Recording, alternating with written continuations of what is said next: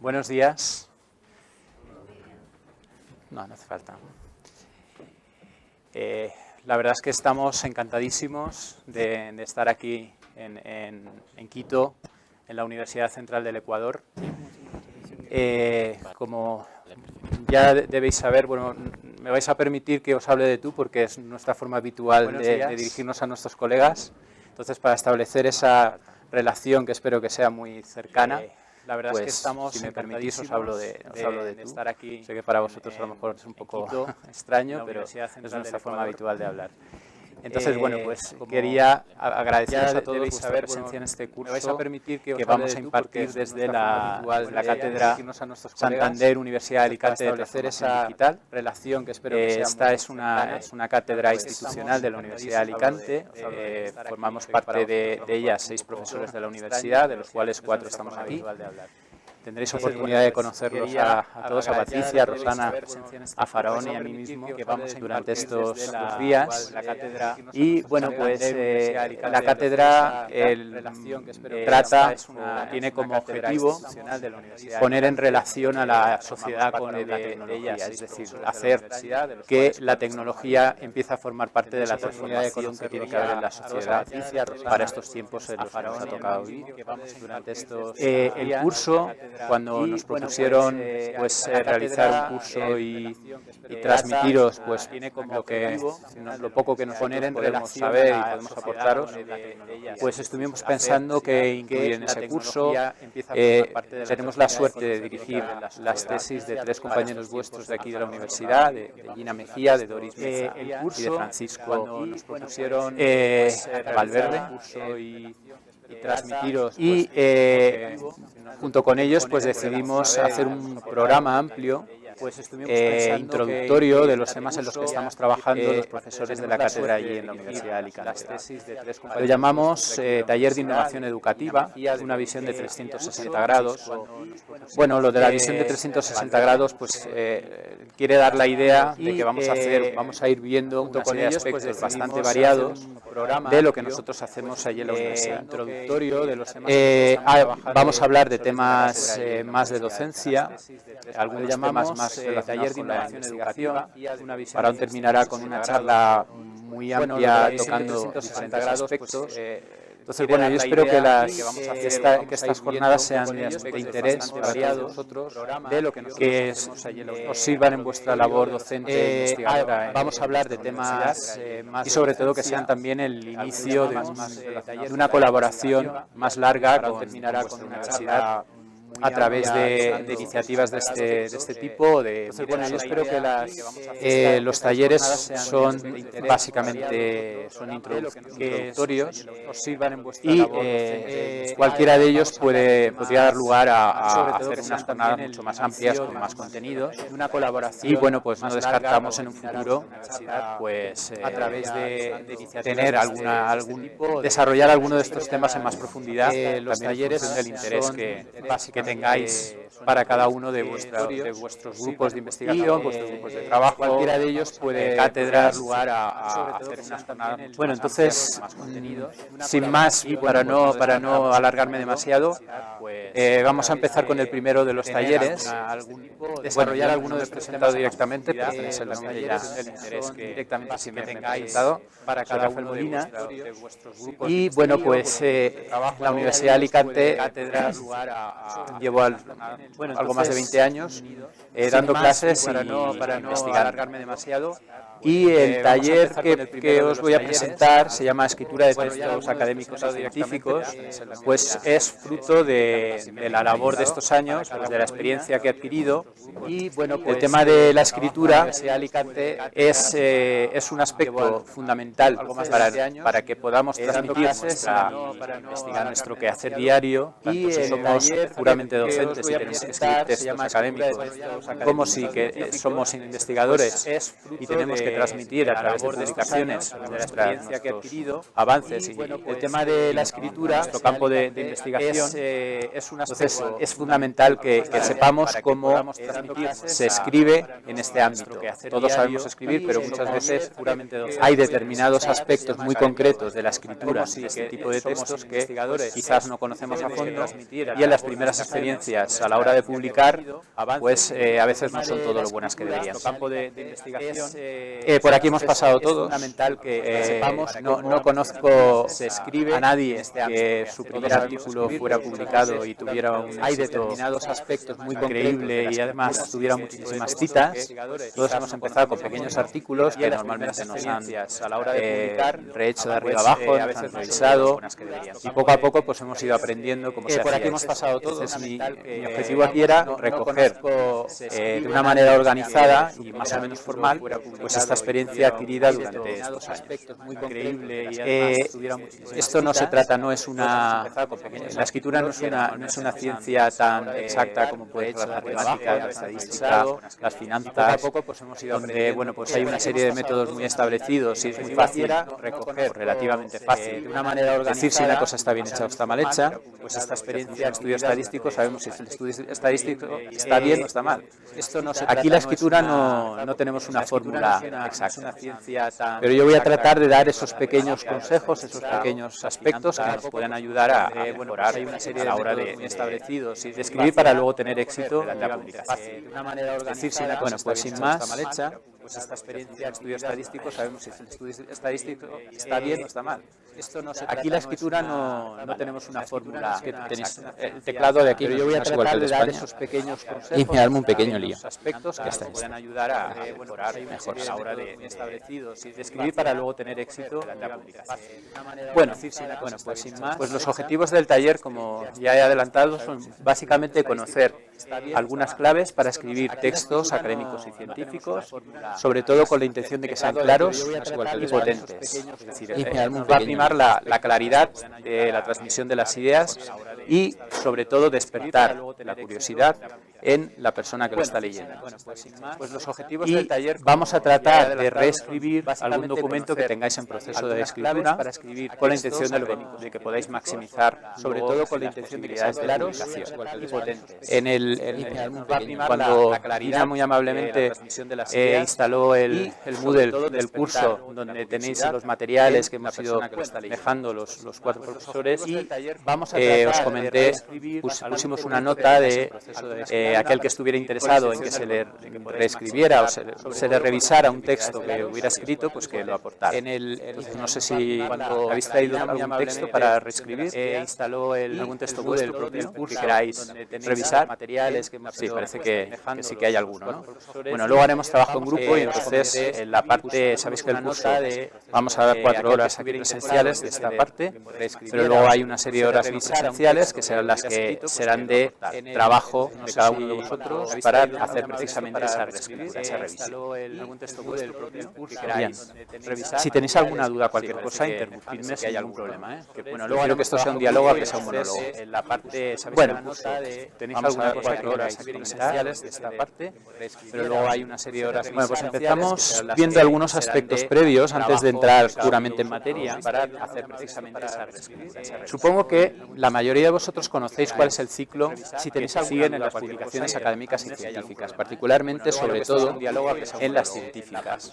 Bueno, en el mundo de la investigación, la publicación es uno de los aspectos fundamentales que se miden como calidad algunos aspectos previos antes de entrar en cualquier grupo de investigación o en cualquier universidad. Supongo que la mayoría de está muy bien establecido cuáles son esos criterios de publicación. Existe una forma muy concreta de hacer las revisiones entre iguales. En el mundo de la investigación, y el ciclo habitualmente es este de aquí. Es uno de los autores fundamentales que se miden, realiza su artículo y entonces lo envía a la publicación de investigación o en cualquier universidad, que considera que es la más cercana a su investigación. A continuación, el editor revisa, hace una primera revisión de los artículos, hace una primera revisión de los textos. Esa revisión no es una revisión del contenido, normalmente es una revisión que lo que intenta es determinar si ese artículo encaja en la temática de la revista o del libro en el que va a ser incluido. Normalmente las estadísticas dicen que aproximadamente entre el 30 y el 60% de los artículos se rechazan en ese primer paso. Esa revisión no es una revisión. En ese momento todavía no se ha leído el artículo, los revisores no han leído el artículo y han determinado si es de calidad o no, simplemente han visto si encaja o no en la temática de la revista. Eso quiere decir que ese primer paso de elegir la publicación, normalmente el libro en el que se va a incluir vuestro texto, es fundamental, porque directamente, más allá de que sea de calidad o no, si no encaja en la temática de la publicación, se va a rechazar. Todavía no se ha leído el artículo. En un segundo paso, una vez que el editor ha dado el visto bueno, como que la temática sí que es cercana a la revista, lo que hace habitualmente es enviarlo a varios revisores. Eso quiere decir que y los revisores leen el artículo, lo corrigen y determinan si debe o no publicarse en la revista. Normalmente cada editor lo que va a hacer es enviar ese artículo al menos normalmente mínimo de 3 revisores. Y dependiendo de la evaluación que hagan los revisores, al finalmente se decide publicarlo o no publicarlo.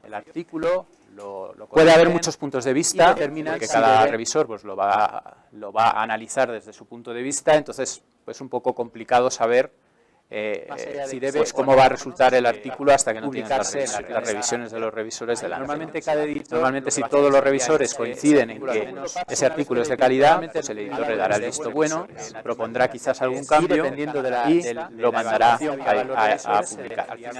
Aproximadamente se calcula que el 50% de los artículos que llegan a esta fase también se rechazan. Entonces, fijaos normalmente si todos los revisores que aproximadamente tenemos entre el 30 y el 60% se rechazan en esta fase, y de esos, de los que pasan esa primera criba, un 50% también se calcula que el 50%, pues al final, aproximadamente un 25% de los artículos se publican.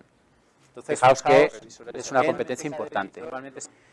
Una vez que el editor ya ha revisado todo y ha decidido que sí que va a publicar ese artículo, entonces ya pasamos a las fases de los que pasan ese periodo de producción y publicación. Estos son normalmente fases internas de las revistas. Aproximadamente un 25% de los artículos se publican. Entonces, primera cuestión. Si yo tengo un artículo, un texto académico, un texto científico que creo que tiene una posible publicación, debería hacerme 2 preguntas. La primera es, ¿debo publicar este texto? Bueno, pues yo creo que sí que deberéis publicar el texto si cumplís las condiciones de la izquierda. Es decir, si tengo un texto donde tengo resultados originales y novedosos que no aparecen en la literatura, si además supone una mejora significativa sobre lo que yo mismo he publicado anteriormente, es decir, no voy a publicar lo mismo que ya he publicado en una revista, nota diferente, tendré que añadir cosas nuevas. Y además, o bien es una revisión actualizada de una disciplina o un campo, estamos en condiciones de decir que el texto debería publicarse. ¿Cuándo no deberíamos publicar un texto? Pues, por ejemplo, cuando tengamos resultados que ya estén obsoletos, hayamos hecho una investigación hace 5 años de decir que circunstancias de lo que sea no se ha podido publicar, ahora decidimos publicarla. Pues si esos datos están desfasados, probablemente ya no sea el momento de publicarlo. Por lo tanto, hay que estar siempre atento a cómo avanza el saber para conocer en qué punto estamos y si podemos publicar lo que nosotros estamos haciendo. Pues si esos datos tampoco deberíamos publicar si ya lo hemos publicado antes y no hemos añadido cosas que sean significativas. Por lo tanto, hay que estar o bien si tengo unas conclusiones que no las he contrastado muy bien, es decir, son opiniones propias, pero no las he contrastado con las opiniones de los demás. En ese caso, pues debería tener dudas y quizás no publicar. Tampoco deberíamos publicar si ya lo hemos publicado antes. La clave es que tengáis un mensaje que sea claro y potente, pero además un documento que también sea claro y potente. No sirve de nada tener un mensaje, tener una idea que es buena, pero no saber expresarla, no tener un documento a la altura de esa idea. Si tenemos un documento muy bueno, pero la idea de base tampoco es buena, pues estamos vendiendo humo. Pero además hay que buscar ese equilibrio entre la idea, un mensaje que queramos transmitir, y tener una idea que es buena, pero no saber expresarla, no tener un documento a la altura de esa idea.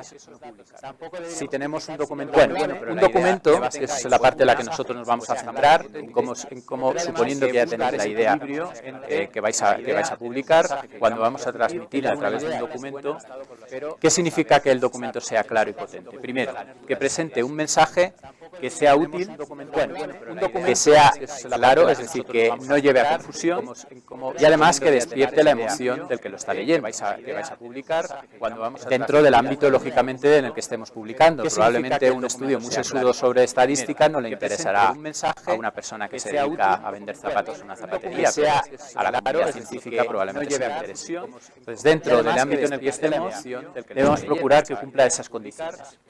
Dentro del ámbito, no solo eso, sino que la estructura del documento en el que vamos a expresar nuestra investigación o nuestro trabajo académico tiene que ser lógica, de forma que cuando el lector esté leyendo el documento llegue a la misma conclusión que ha llegado el autor. Es decir, si tú transmites unas ideas que hacen que el lector avance en una dirección y de pronto cambias las conclusiones y pones tus propias conclusiones, al lector lo vas a confundir. El documento tiene que llevar lógicamente desde la premisa, desde los primeros elementos, desde el contexto, debe llegar hacia las conclusiones de manera natural. Y además hay que ser capaz de transmitir fácilmente la idea al editor, a los revisores y a los lectores. Tened en cuenta que tenéis 3 grandes públicos. El primero que va a hacer una primera criba va a ser el editor. Por lo tanto, hay que convencer primero al editor. Pero el editor le puede parecer muy bien porque encaja muy bien en su revista, pero si los revisores no dan el visto bueno, pues tampoco lo va a pasar la fase y no se va a llegar a publicar. Por lo tanto, también hay que pensar en los revisores. Pero, sobre todo, cuando vosotros escribís un artículo, escribís un texto académico, lo que os interesa es llegar a los lectores, que son los últimos destinatarios. Por lo tanto, también debe ser interesante para los lectores. Hay que buscar ese equilibrio entre esos 3 elementos. El editor, que es el primer filtro, el revisor, que es el que va a decidir si se publica o no, y los lectores, que son los que van a darle impacto o no a esa publicación. Bueno, cuando vayáis a hacer un artículo deberíais tener en cuenta también qué tipo de texto exactamente vais a construir. Básicamente tenemos 4 tipos de textos principales. Lo que llamamos textos académicos, que son bien monografías, bien ensayos destinados bien a estudiantes o a colegas.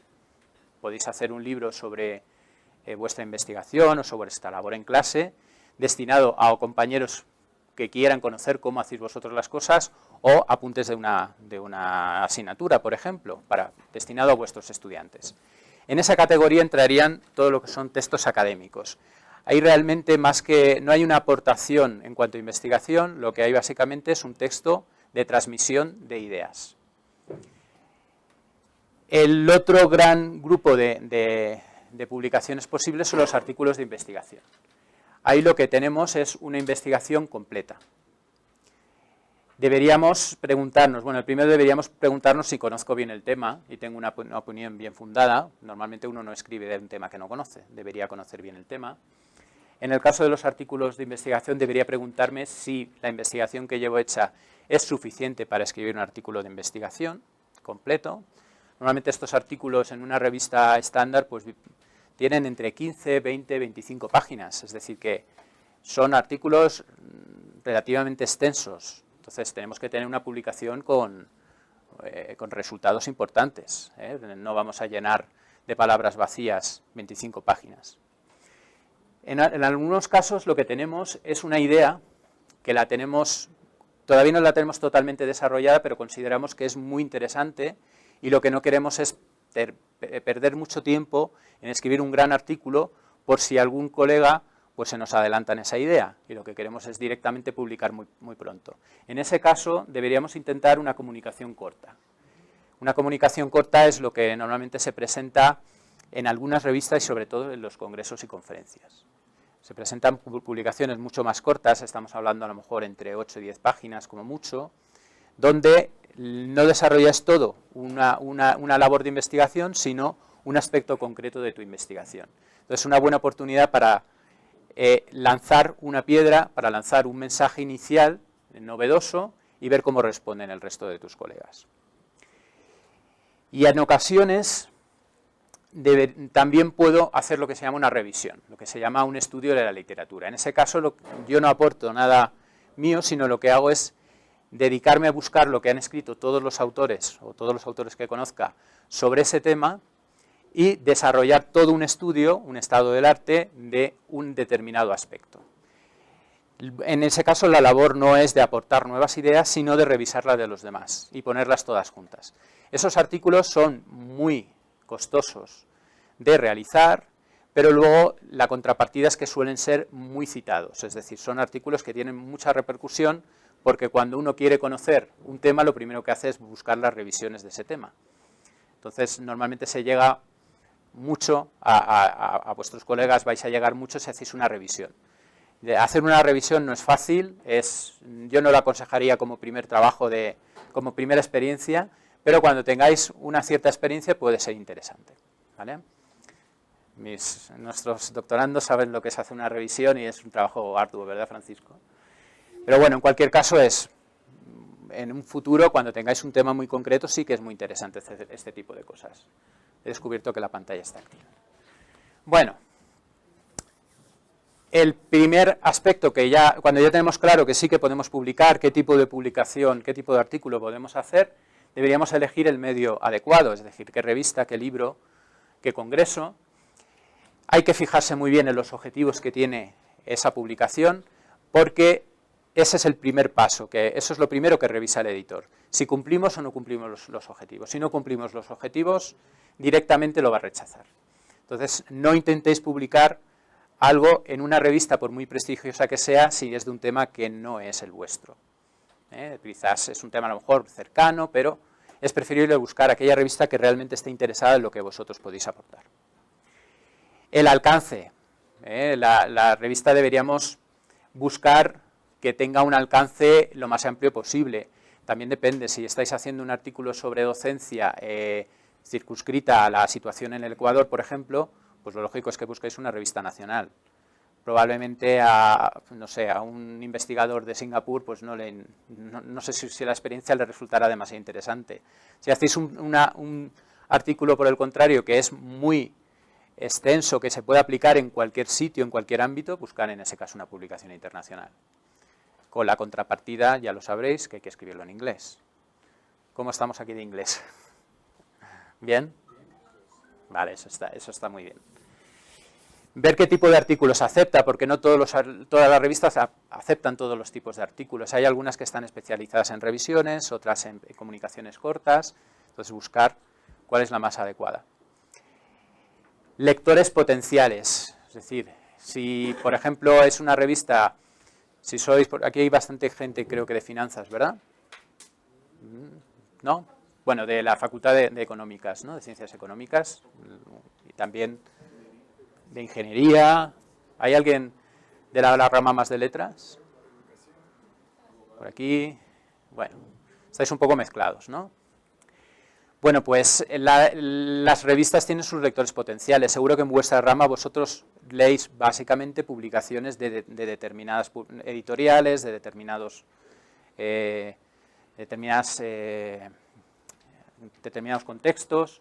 Entonces os interesa publicar en aquellas que vayan a llegar a vuestros colegas, que son los que pueden interesarles vuestros temas. Tendencias en las temáticas, esto es un poco fluctuante, ahora está de moda un tema, dentro de 2 años está de moda otro, entonces si estáis justo en el momento adecuado con el tema adecuado, pues va a ser más fácil que si vais a contracorriente. A veces ir a contracorriente también es interesante si tenéis algo muy, muy bueno que aportar, porque entonces lo que vais a hacer es llamar la atención, no vais a ser uno más, vais a ser el artículo del tema, ¿vale? Pero de todo esto hay que calibrarlo. A veces muchas publicaciones tienen números especiales dedicados a un tema concreto, pues si tenéis suerte de que tenéis algo que aportar en ese tema, pues a lo mejor es más fácil aportarlo en ese número especial que en cualquier otro número. Y el factor de impacto. No me voy a entretener en este tema porque daría para una sesión completa, pero me imagino que estáis familiarizados con el tema de los índices de impacto, de la Web of Science, del JCR, Journal Citation Report, ¿vale? Bueno, pues entonces también mirad esto porque cada vez se tiene más en cuenta. Yo no sé si en el sistema educativo y científico ecuatoriano tenéis unas reglas muy estrictas, pero por ejemplo nosotros en el sistema español, a la hora de la promoción en nuestras plazas, de ir mejorando profesionalmente, pues no es lo mismo que el artículo esté publicado en una revista que esté en el cuartil 4 que esté en el cuartil 1. Entonces, todo eso lo miramos mucho. Todo ese tipo de cosas también. Teniendo todo esto en cuenta, pues elegimos el medio. Elegimos qué revista, qué congreso, qué libro en cuál de ellos vamos a aportar. Bueno, y esto es algo bastante pedestre, en el sentido de que es bastante de andar por casa, pero que es fundamental. Es fundamental el tema puramente del formato, por ejemplo. No enviéis nunca una publicación si no está en el formato que te pide la revista, porque es una cosa tonta, pero te la van a rechazar directamente por eso. Y eso a lo mejor es un par de horas de mirar si tiene sangría, si la justificación está bien hecha, si tiene los párrafos de la manera adecuada, los títulos de cada sección. Son cosas puramente del editor de textos. Entonces eso, cuidarlo mucho, porque eso además da una imagen de descuido si no lo haces. Es decir, bueno, puede ser muy interesante lo que hace, pero si no está cuidado el aspecto formal, da muy mala imagen. El tamaño, no os paséis de páginas ni os quedéis cortos, siempre adecuado a lo que os diga la revista. Y el estilo. Si por ejemplo, cosas como si escribís en inglés, algunas os permiten que sea en inglés americano, otros en inglés británico, otros les da igual, pero tiene que ser consistente. Todo este tipo de cosas tenéis que tenerlo en cuenta. Bueno, y ya hemos introducido el tema, pero todavía no hemos entrado en materia a escribir. Vamos antes de eso a ver cuáles son los criterios para tener un buen texto científico o académico. He puesto lo de académico entre paréntesis porque, por decirlo de alguna manera, la escritura de textos científicos es lo más rígido. Normalmente los textos científicos, salvo raras excepciones, tienen una estructura muy marcada. Además, cada disciplina tiene sus propias reglas. Los textos académicos suelen ser más relajados. No hay quizás tanta formalidad. A lo mejor no es necesario que las secciones sean exactamente la estructura a la que yo voy a proponer. Es un poco más relajado, pero no significa que no tienen que ser muy rigurosos. ¿De acuerdo? Bueno, ¿cómo sería un buen texto científico?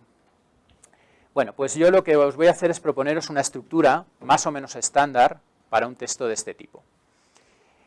Es una estructura tipo, esto no es la ley número 24 que ha promulgado el gobierno, que o lo cumples o te lo rechazan, sino que hay una cierta holgura. Cada uno puede ajustarlo un poco a las necesidades de su propia disciplina, que no en todos los casos es igual. Entonces, yo os voy a proponer básicamente los apartados que debe tener, los contenidos, luego el orden de esos apartados puede alterarse en algún caso, algún apartado puede a lo mejor juntarse con otro, pero esas ideas tienen que estar en un buen artículo, sobre todo en un buen artículo científico. No están, un inciso, estas transparencias no están ahora en el Moodle, pero las dejaré nada más terminar la clase. Lo digo por eso que luego tendréis todo esto que estoy contando, lo tendréis en un PDF, todas las transparencias. Bueno, pues esta estructura, como digo, depende de la revista, no es exactamente así. ¿Sí que está ya? Ah, ¿ya lo has colgado ya, Gina? Vale, pues entonces Gina, con su eficiencia habitual, lo ha colocado nada más llegar. Vale, entonces ya tenéis las transparencias en el Moodle. Pues si las queréis incluso tener en el ordenador delante, las podéis ir viendo a la vez que yo hablo. Bueno, pues os decía que esta estructura depende de la revista, no la toméis al pie de la letra, entonces hay que ajustarla y adaptarla a las directrices de la revista. También depende un poco del estilo de cada cual.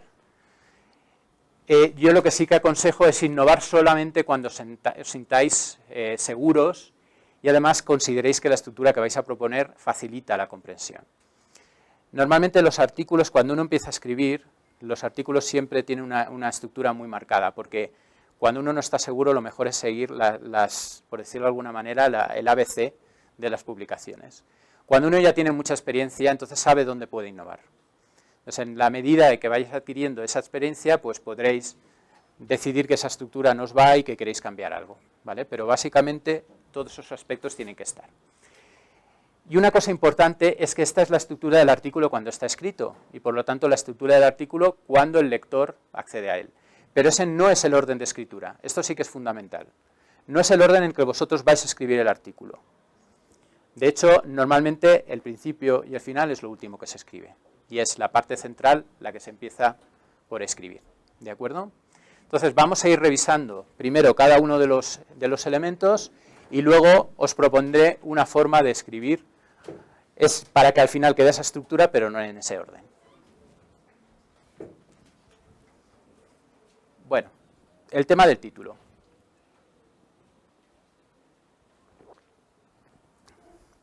¿Qué es lo primero que uno ve cuando lee un artículo? Cuando hacéis una búsqueda en Google sobre métodos estadísticos, no sé, de análisis de la varianza, no soy estadístico, lo mismo meto la pata en alguna cosa. ¿Qué es lo primero que buscáis? Buscáis en Google, por ejemplo, en Google Scholar o en algún buscador especializado, alguna base de datos, palabras, ¿verdad? Y lo primero que, palabras clave, y cuando os aparece el listado, lo primero que veis, ¿qué es? El título, ¿verdad?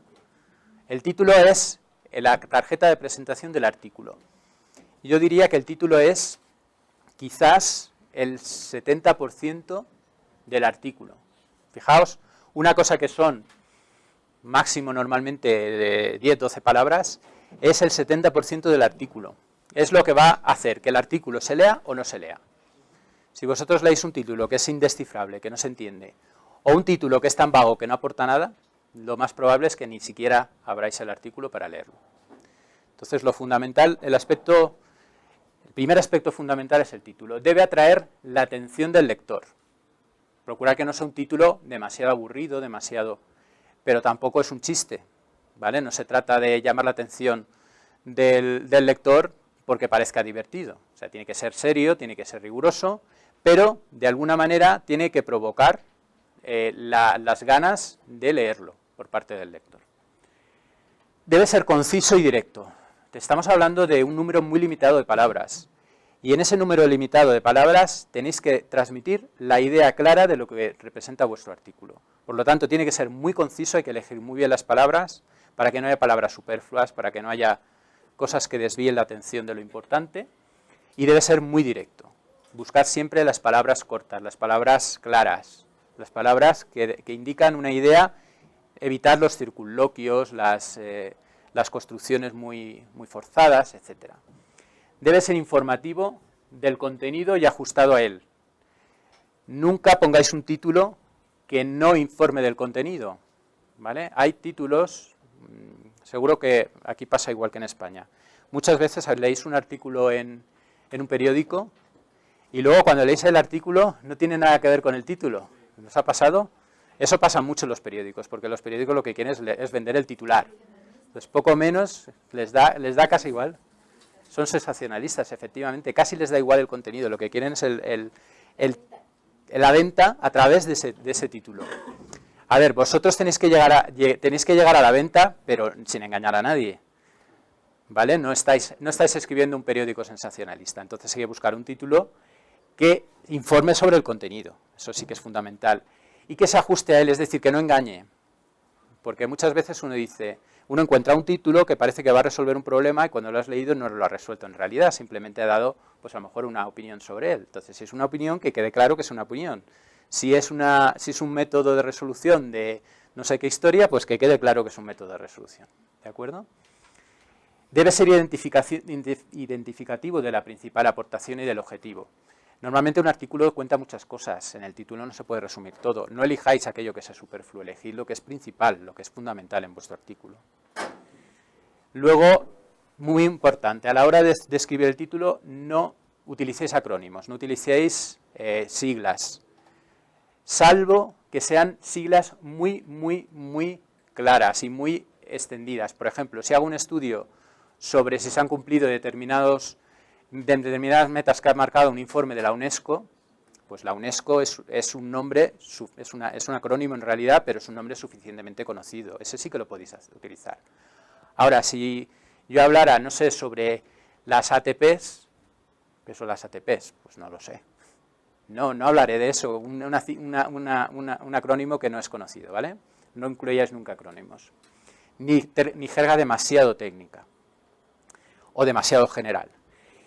Y sobre todo evitar también palabras prescindibles. Si yo hago estudios sobre el impacto de los antibióticos en las bacterias, pues puedo quitar perfectamente lo de estudio de, puedo hablar simplemente impacto de los antibióticos sobre las bacterias, ya se sabe que es un estudio. O observaciones acerca de todas esas palabras que realmente son palabras introductorias, pero que no tienen un significado, no aportan nada semántico al título, no deberían aparecer. Bueno, vamos a hacer un primer ejercicio para que no sea todo el rato hablando.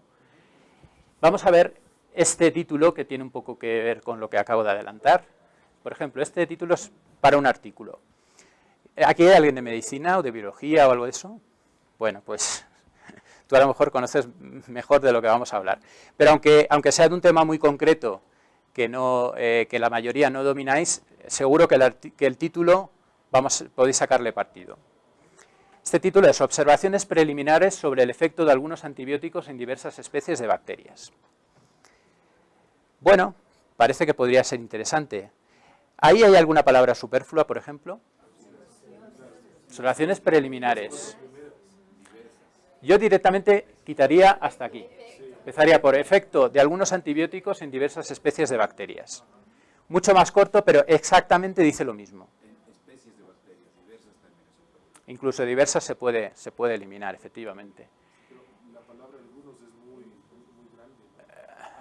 Claro, ahí ya no es tanto una cuestión de que sea superflua o no, de si realmente el artículo es indicativo de lo que está haciendo.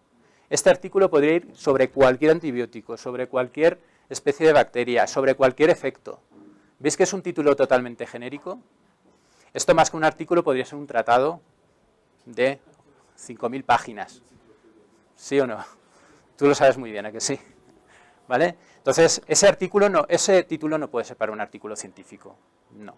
Vamos a buscar un nuevo título un poquito más acertado.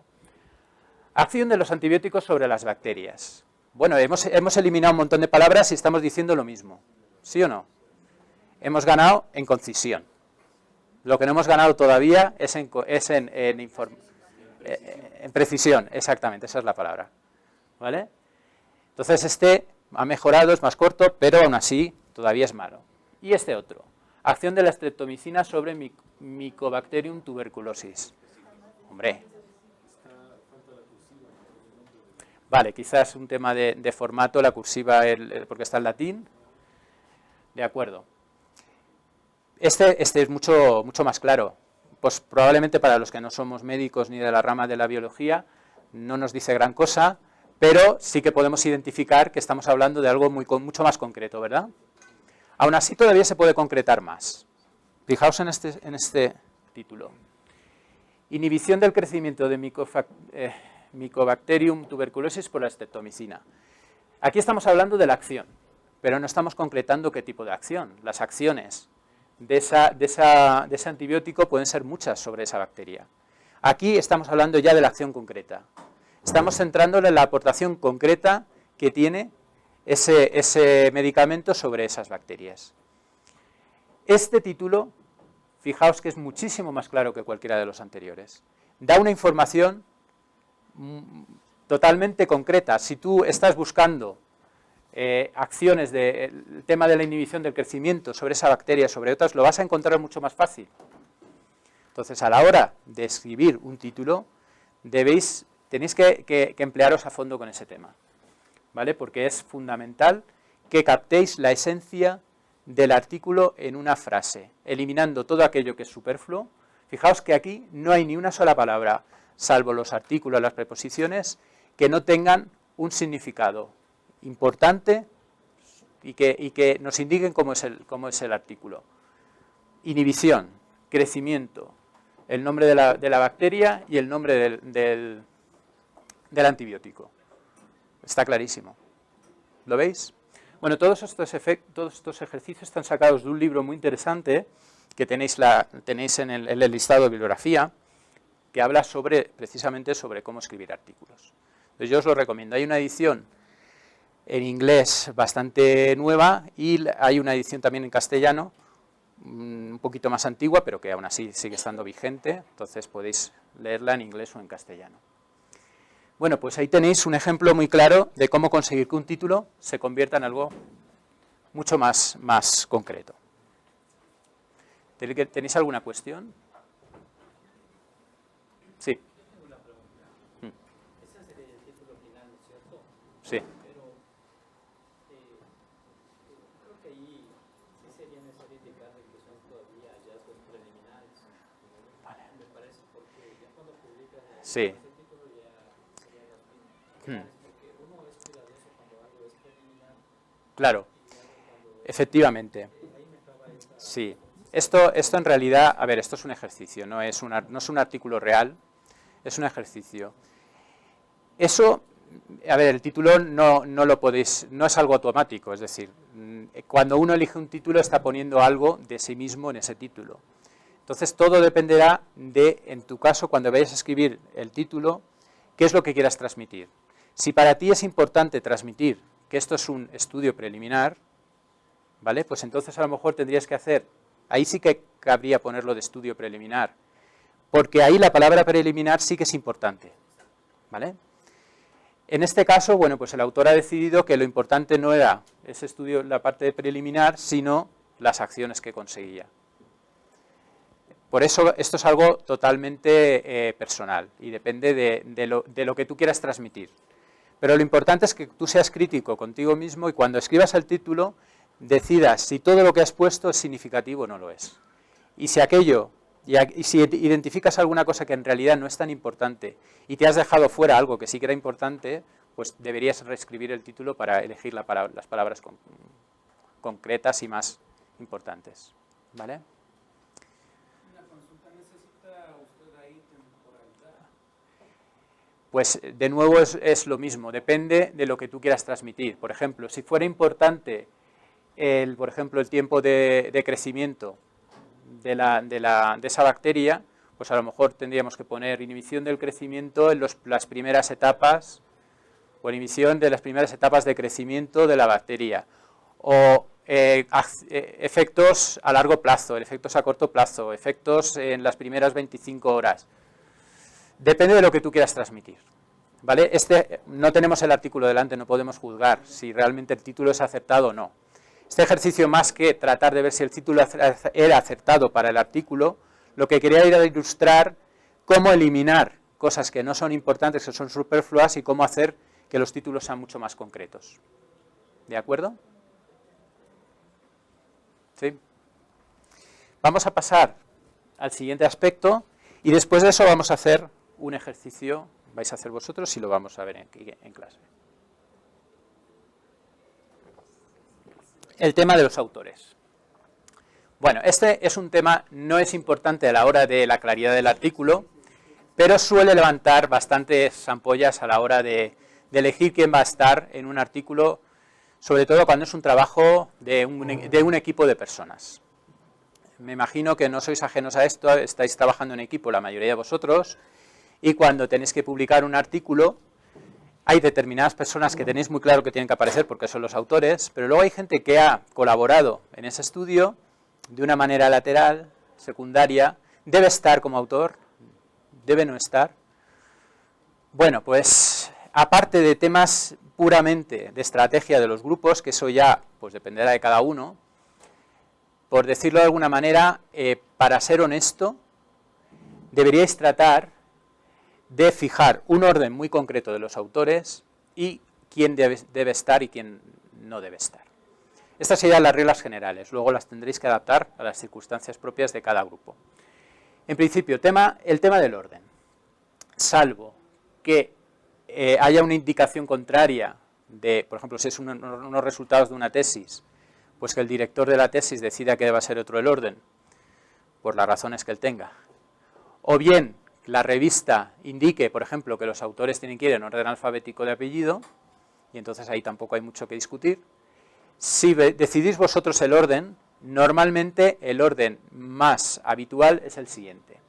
El primer autor siempre debería ser el autor principal, el autor de la investigación, la persona que realmente está haciendo esa investigación. Puede ser el autor de la idea, por ejemplo, si es la consecuencia de un trabajo de tesis, debería ser el doctorando, la persona que está realizando esa tesis.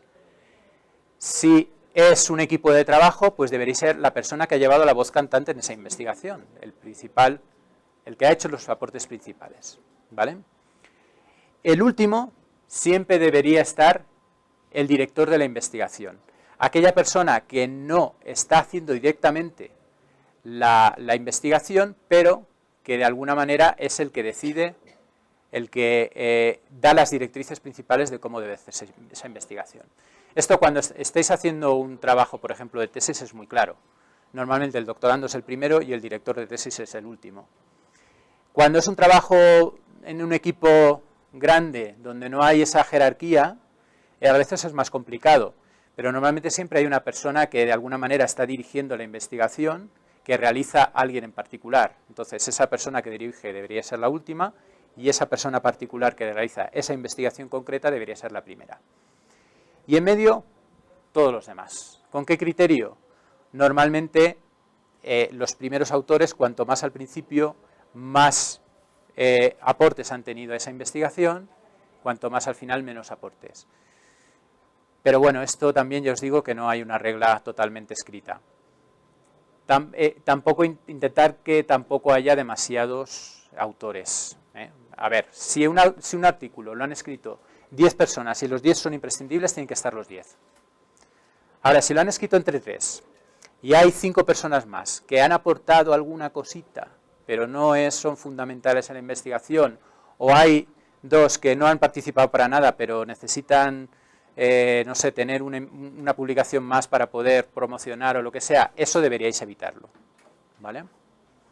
Luego ya cada grupo y cada universidad, cada equipo tiene sus propias normas. ¿Quién debería estar? Aquellos que han tenido una participación sustancial. Los que han tenido una participación muy lateral pueden estar, pero deberían estar en los agradecimientos. Los agradecimientos no tienen límite.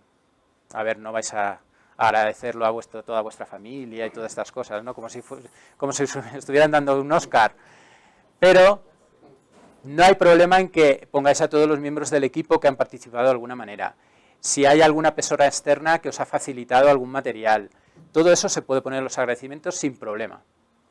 Pero en los autores, solo aquellos que realmente hayan tenido algo que ver directamente con la investigación. Luego siempre hay que señalar lo que llaman un correspondence author, un autor de correspondencia que simplemente es el que recibe las cartas, el que se encarga de estar en contacto con el editor. Eso puede ser cualquiera de ellos. Muchas veces es el primero, pero tampoco, eso sí queda un poco igual. Simplemente es la persona que va a estar pendiente de si se recibe una notificación, de enviar, de subir a la plataforma todo lo que tenga, o sea, toda la información sobre el grupo, sobre los autores, etc. Evitar 2 tipos de autores que aparecen muchas veces, que son los que llamamos los autores fantasma y los autores por regalo. Los ghost authors, los autores fantasmas, son aquellos que han contribuido pero no aparecen. Si han contribuido, deben aparecer. Y los autores por regalo son aquellos que no han escrito nada y aparecen. Eso es todavía quizás el más clamoroso. Ahora, que tira la primera piedra el que no ha puesto nunca a alguien por compromiso. No deberíamos hacerlo, pero a veces las circunstancias nos han obligado. Cuando estás en una situación en la que no eres tú el que dirige la investigación y alguien te impone, alguien con mucho poder te impone que tiene que haber alguien en el artículo, pues te toca callarte. Pero esa situación no debería ser, no debería existir. Y por último, y esto sí que es importante, utilizad siempre el mismo nombre en todos los artículos que hagáis. A ver, todos nos llamamos de una manera, pero yo me llamo Rafael Molina, mi segundo apellido es Carmona, el de mi madre, porque los españoles, y yo creo que todos los de habla castellana, utilizamos los 2 apellidos, ¿verdad? El del padre y el de la madre. Si utilizáis solo el del padre, siempre el mismo apellido. Si utilizáis los dos, siempre los dos. No aparecer en una publicación con un nombre y en otra con otro, porque entonces luego no se os puede identificar tan fácilmente. Si utilizáis dos apellidos, unidlos con un guión. ¿Por qué? Porque la mayoría de las publicaciones internacionales siguen normas de publicación anglosajonas. Y sabéis que los ingleses, los americanos, los norteamericanos, solamente utilizan un autor, o sea, un apellido. Entonces, el problema cuando utilizas dos apellidos es que normalmente no saben si el primer apellido es un nombre intermedio o el segundo es el apellido o no lo es, y es un lío. Entonces, los dos apellidos, si utilizáis los dos, con un guión en medio para indicar que eso es un apellido completo. Y luego el nombre que utilicéis vosotros. Si tenéis dos nombres, yo solo tengo uno, no tengo segundo nombre. Solamente pongo uno. Si tenéis los dos, o ponéis siempre los dos o solo uno, o el primero y una inicial. Pero siempre igual, para que no os confundan. ¿De acuerdo?